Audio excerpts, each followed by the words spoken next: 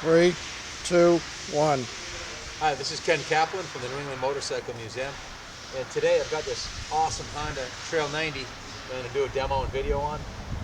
First time I've ever ridden one, and now I understand what the craze is about. It has a 2-speed transmission at high range. It'll do 55 miles an hour. And the sweet spot seemed to be around 35 to 40, just cruising no problem.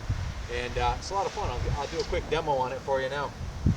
First, I got a kit and bought it from a 75-year-old guy who's obviously owned it forever and took good care of it. It's an original Survivor. Fires up. First kick pretty much every time. It runs perfect. Take it for a rip.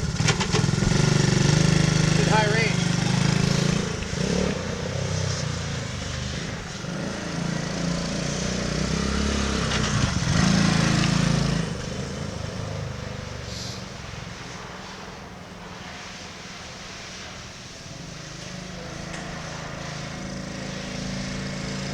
Second gear. Third gear.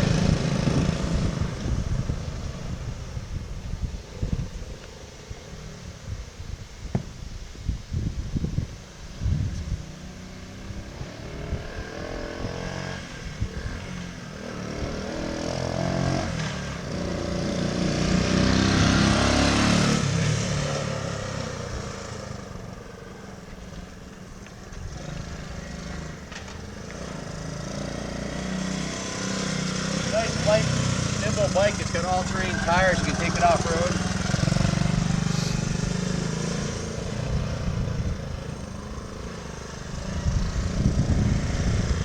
Find a side. I'll tell you all about it.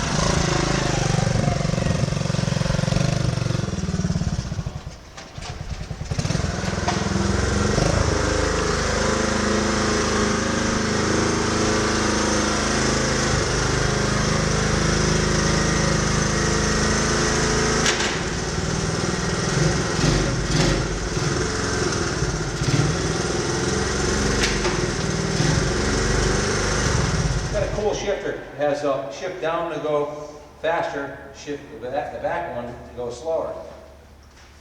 Kind of real easy to figure out. So yeah, it's a really cool bike.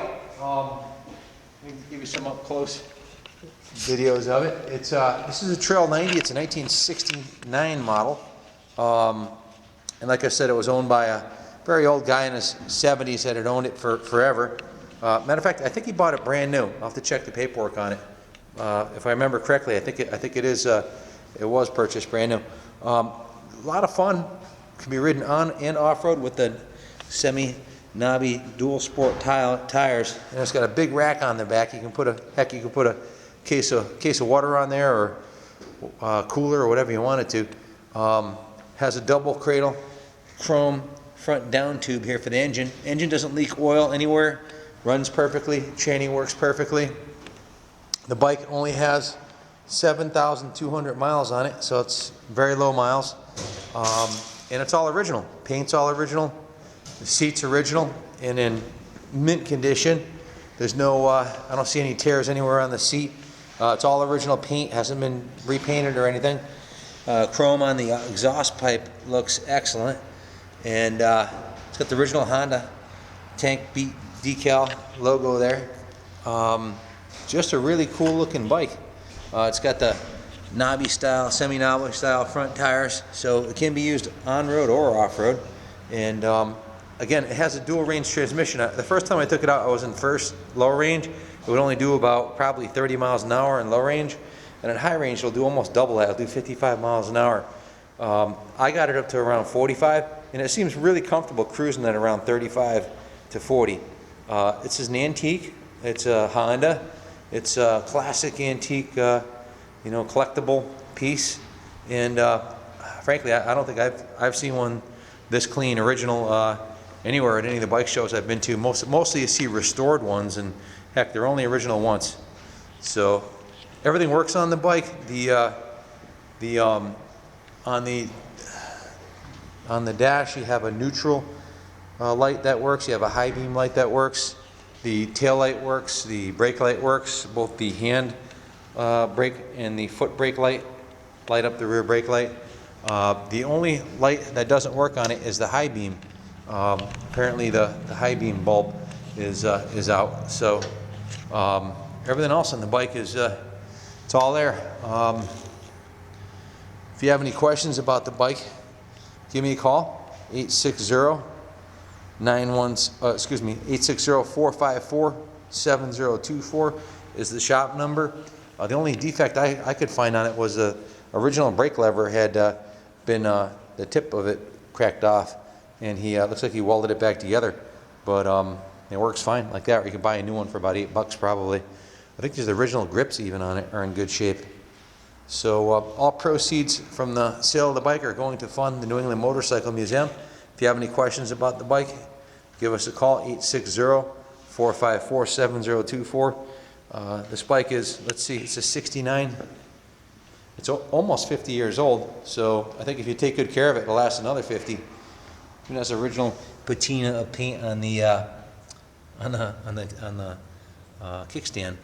Kind of a really cool bike. I had printed off something that had some information about these over here. Let me see if I can find it. Some information I had on the internet. Here it is. Yeah, these were made from 1966. Want to take the camera for a second? 66 to 79. Honda CT90 was a small step-through motorcycle manufactured by Honda from 66 to 79. It was offered in two models, Trail or X, with the main variations being gear ratios and tire style.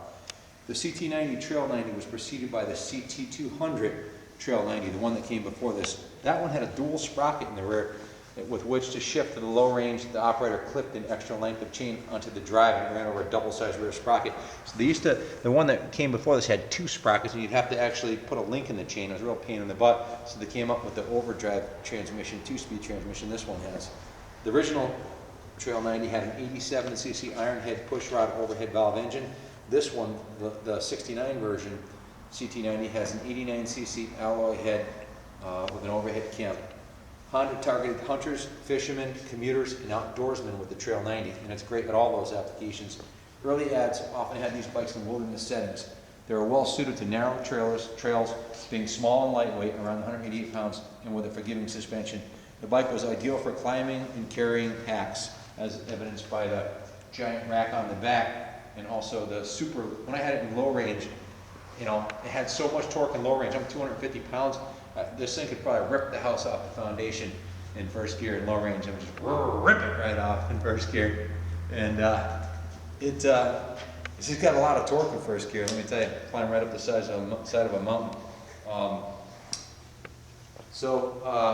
The things are super light, small and lightweight, around 188 pounds, and it has forgiving suspension, ideal for climbing. The four-stroke engine is quiet, and almost all models were equipped with a spark arrestor exhaust, which I believe this one has. While targeted at off-road users, this was not a dirt bike in the conventional sense. It could be registered for road use, and it had a top speed and high ratio road gear of around 55 miles per hour. Fuel economy was excellent, often around and above 100 miles per gallon. So picture that. You can ride this bad boy to the beach and back without even using a gallon of gas.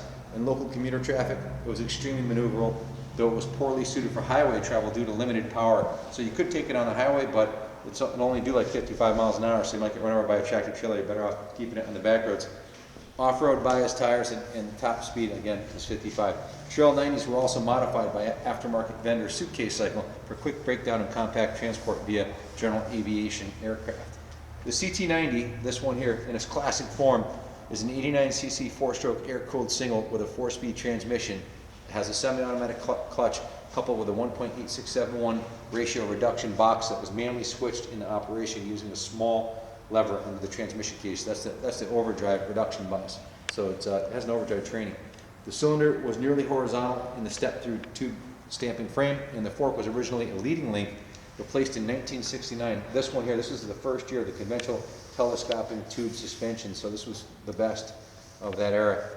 They ended production in 79 of the bike, so it's been out of production for a long time. And there was also a Trail Cub, Hunter Cub that came after this. So that pretty much gives you the history of the bike. This would be a great bike to keep down at the beach house, or if you want to put it on a bumper rack, or if you're going camping, or if you got a kid who wants to commute and doesn't want a 50cc scooter, he wants something that can go with the speed of traffic, which is a lot safer. I mean, this is be way better than a Ruckus or one of them Honda Metropolitans, because it's a double the engine capacity, 90 cc's, and it'll also it'll go almost twice as fast at 55 miles an hour. So again, if you have any questions, give us a call, 860-454-7024. Good luck bidding, and God bless.